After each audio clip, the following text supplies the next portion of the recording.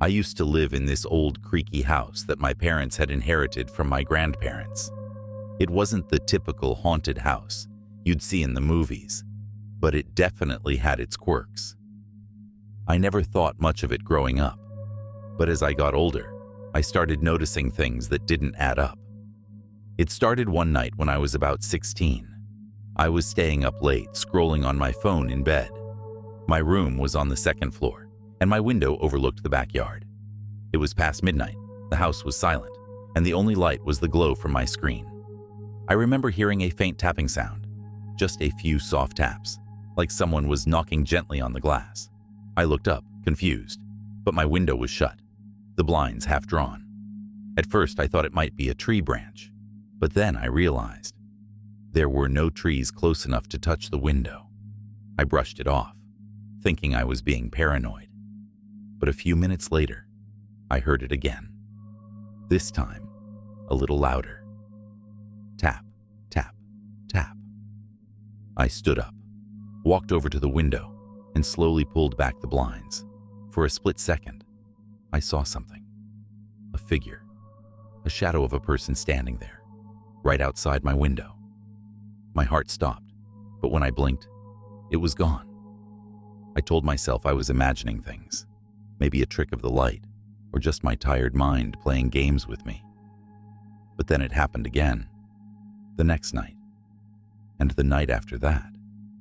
It became a routine, always around the same time. Tap, tap, tap. I'd look up, see a shadow or a figure in the window, and it would vanish as soon as I focused on it. I didn't tell anyone at first. I didn't want to sound crazy, but I stopped sleeping. I couldn't shake the feeling that someone or something was watching me. One night, I decided I had to get proof, just to convince myself I wasn't going insane. I set up my phone to record a time lapse of my window while I pretended to sleep. The tapping came again, as it always did. I didn't look this time. I just laid there, heart pounding, waiting until morning. When I woke up, I immediately grabbed my phone and started scrolling through the footage. At first, nothing. The window was still, the room quiet. But then, around 3:15 a.m., I saw it. The shadow. A tall figure standing right outside my window, completely still. I stared at the screen in disbelief, and then it moved. The figure slowly leaned forward, pressing its face against the glass. My blood turned cold. I couldn't make out any features, just the outline of a head, as if it was staring directly at me. I watched as the figure backed away, disappearing into the darkness. I thought I was going to be sick. I didn't even know what to do. My first instinct was to show my parents, but they wouldn't believe me. My dad had always brushed off my concerns about the noises or strange shadows in the house. So instead, I deleted the video. I couldn't bear to watch it again. The tapping didn't stop. I tried everything, keeping the blinds closed, covering the window with blankets, sleeping with the lights on. But nothing worked. Every night, like clockwork, the taps would come. Tap, tap, tap. And I would see the shadow outside, getting closer and closer each time. The worst night of my life happened a few weeks later. I had been out with friends and got home late. The house was dark and everyone was asleep. I walked up to my room, exhausted, and without thinking, I glanced out the window. There he was, a man, standing in the yard, staring up at me. His face was still obscured by the darkness, but I could feel his eyes on me. My heart raced, and I froze, unable to move. And then, he did something he'd never done before. He smiled. That's when I knew this wasn't some prank, or my imagination, or even a dream. This was real. I ran downstairs to tell my parents, but when I looked back out the window, he was gone. My dad went outside with a flashlight, but of course, there was no sign of anyone. After that night, the tapping stopped. The man didn't come back. but I never felt safe in that house again. I moved out as soon as I could, and to this day, I don't know who or what he was. But sometimes, late at night, when I'm alone in a quiet room, I swear I still hear it. Tap, tap, tap, like he's still out there watching.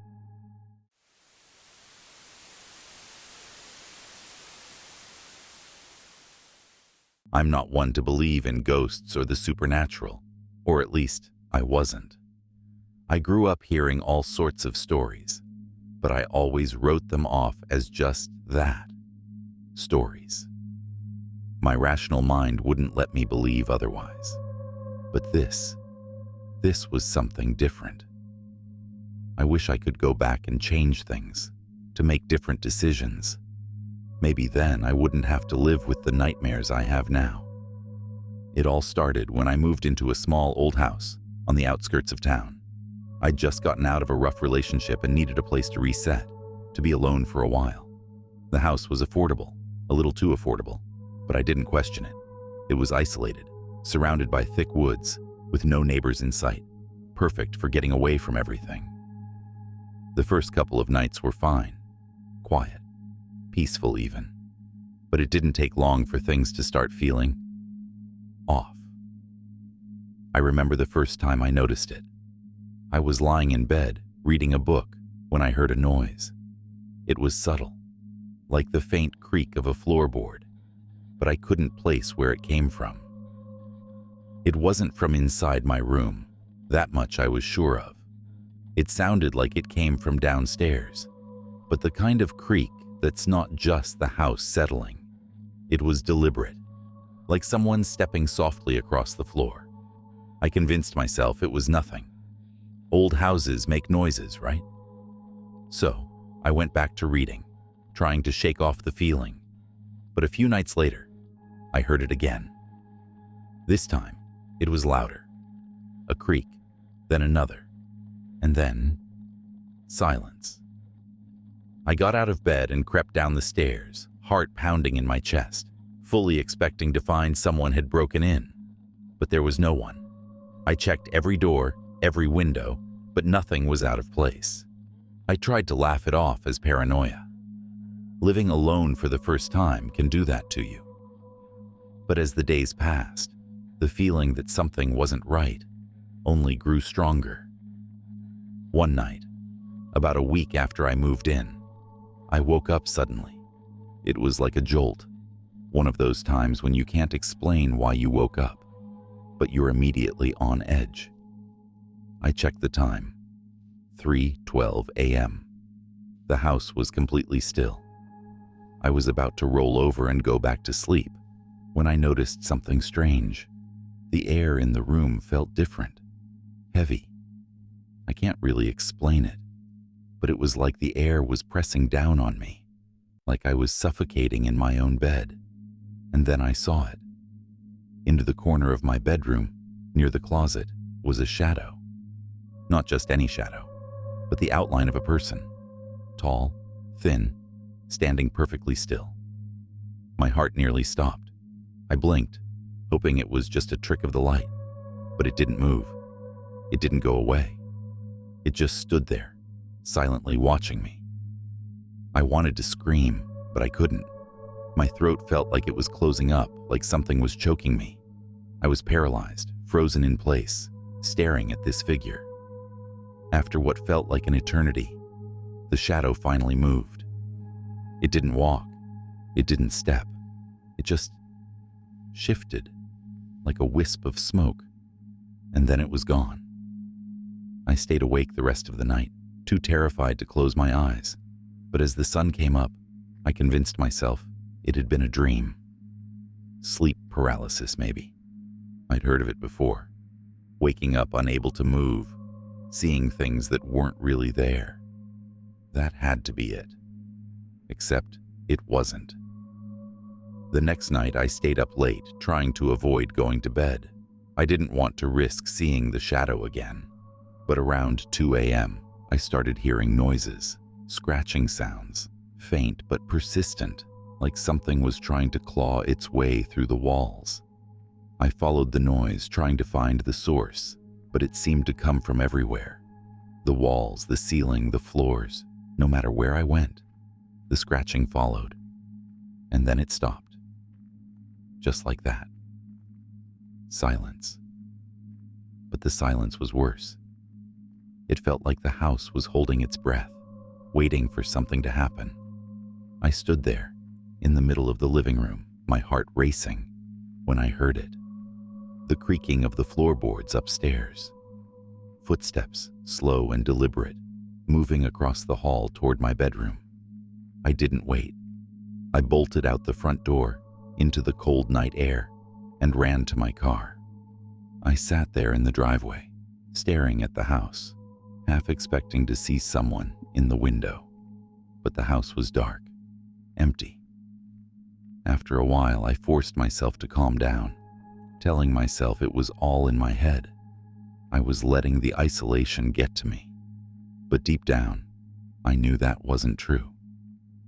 The next day, I called the landlord. I asked if anyone had ever lived in the house before me, if anything strange had happened. He paused for a long time before answering. Then he told me something I'll never forget. "A family lived there before you," he said, "about 10 years ago. But they didn't stay long." When I pressed him for details, he hesitated, then finally told me. A man had lived there with his wife and young daughter. Everything had seemed fine at first, but after a few months, the wife started complaining about strange things happening in the house. She said she would wake up in the middle of the night and see a figure standing in the corner of the room. The husband thought she was imagining it, but then their daughter started talking about a man she saw in the house, someone who wasn't supposed to be there. One night, the wife woke up and found her daughter's bed empty. They searched the house and eventually found her standing in the hallway, staring at the attic door. When they asked her what she was doing, she simply said, "He's up there." That was the last straw. They moved out the next day and never came back. After hearing that, I knew I couldn't stay. I packed up my things and left the house as fast as I could. But even now, months later, I can't shake the feeling that something followed me.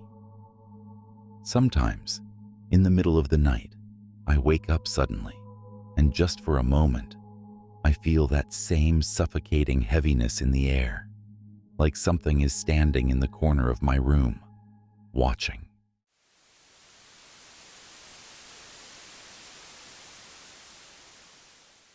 When I was 15, I went to a summer camp in the woods, a place my parents thought would be good for me, to get away from video games and spend more time outdoors. The camp was tucked away in a dense forest, right by a huge, still lake. It was the kind of place that was supposed to be fun and carefree, but for me, that summer was anything but. The first couple of days were fine, swimming in the lake, roasting marshmallows by the fire, the usual camp stuff. But after about a week, things started getting weird. It wasn't anything big at first, just little things that made me uncomfortable, like feeling someone watching me even when I was alone, or finding my belongings moved from where I had left them. One night, we were sitting around the campfire, listening to one of the counselors tell ghost stories. Typical campfire stuff, right? But when she started talking about the shadow, everyone went quiet.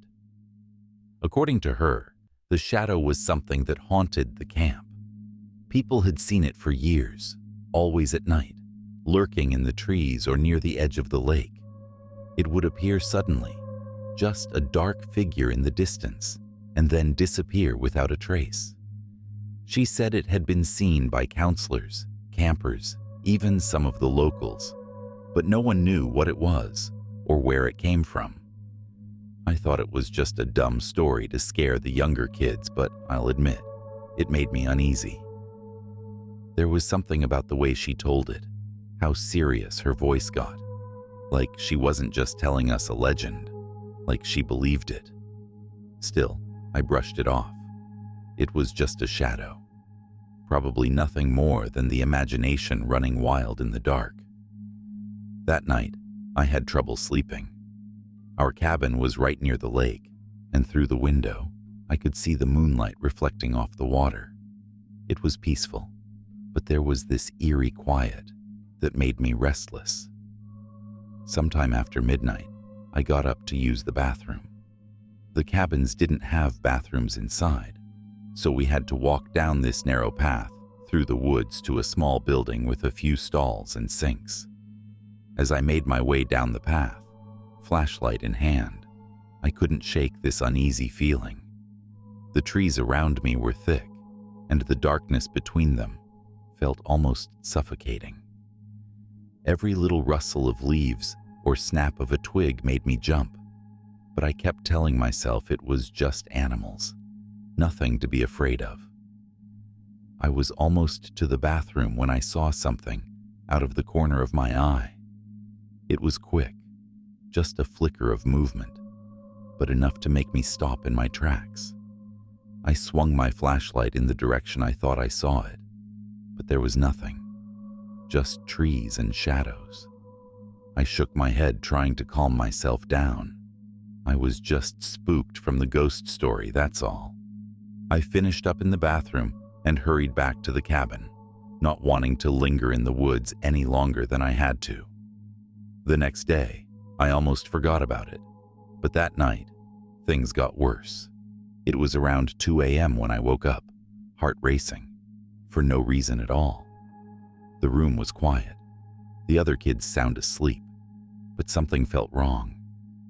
I lay there, staring up at the ceiling, when I heard it, a soft tapping, like fingers lightly drumming against the window. My stomach dropped. The window was right next to my bed, and I knew there shouldn't be anyone out there at that hour. Slowly, I turned my head to look, and that's when I saw it. Standing just outside the window, barely illuminated by the moonlight, was a shadow. A tall, dark figure, its outline sharp against the pale light. But here's the thing. It wasn't moving. It was just standing there, completely still, facing the window like it was watching me. I blinked, rubbed my eyes, thinking maybe I was seeing things, but it didn't go away. I wanted to scream, but my voice wouldn't come. My whole body was frozen with fear. I couldn't even move to wake up the other kids. All I could do was lie there, staring at this thing, as the minutes dragged on. And then, without warning, it just vanished. 1 second it was there. The next it was gone, like it had melted into the night. The next morning, I didn't say anything to anyone. I didn't want them to think I was crazy or just scared from the story. But I couldn't shake the feeling that what I saw wasn't my imagination. It had felt too real, too deliberate. That night, I made sure to pull the curtains tight over the window, but sleep didn't come easily. I kept thinking about the shadow, wondering if it would come back. I lay there for hours, eyes wide open, listening for any sound, any hint of movement. Around 3 a.m., I heard it again, the tapping at the window. My heart started pounding in my chest, and even though every part of me wanted to keep the curtains closed, I couldn't help myself. I had to know if it was really there. Slowly, I reached out and pulled back the edge of the curtain, just enough to peek through. And there it was, the same shadow, standing closer this time, almost pressed against the glass. Its form was clearer now, taller than any person I'd ever seen, with long, thin arms that hung by its sides. But the worst part was the face, or lack of one. There were no features, no eyes, no mouth, just an empty black void where a face should be. I let out a small gasp, and as soon as I did, the shadow moved. Not away, not toward the window, but around the cabin. I could hear its footsteps outside, slow, deliberate, circling the cabin like it was looking for a way in. I wanted to wake someone up, but I was too terrified to move. All I could do was listen as the footsteps got closer to the front door, and then stopped. For what felt like an eternity, there was nothing but silence. And then, 3 soft knocks. Knock, knock, knock, like it was asking to come in. I didn't sleep for the rest of the night. When morning finally came, I told one of the counselors what had happened, but she just smiled and said it was probably a dream, that I was letting the ghost story get to me. But I knew better. I knew what I saw, and I wasn't going to stay another night in that cabin. I left the camp a few days later, but even now, I still think about that shadow. Sometimes, late at night when I'm lying in bed, I'll hear a soft tap at the window, and my mind goes back to that summer. I tell myself it's just the wind, just the branches outside. But deep down, I know the truth. The shadow never left.